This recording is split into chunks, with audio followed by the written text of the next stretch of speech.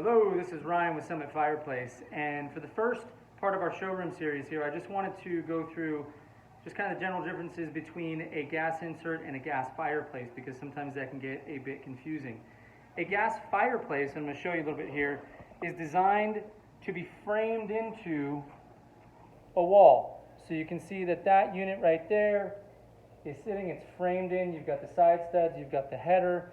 That's what a fireplace is designed to do. And then generally speaking, although this one is a flex liner, they're designed to have rigid pipe going to the fireplace up and out of your chase or whatever you might be building, sometimes horizontally terminating.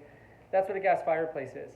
A gas insert is designed for existing construction, existing brick chimneys, existing what we call ZC cans, which are those metal boxes with sometimes doors, brass doors, glass, that kind of thing. That's the main difference. Functionality is pretty much exactly the same.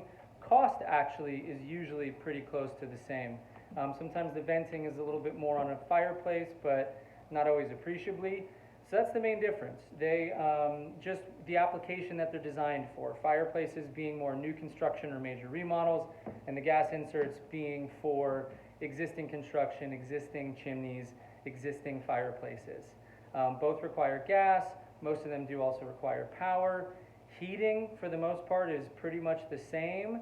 They both basically heat up the glass, and then that heat goes out into the room off that glass, passive systems.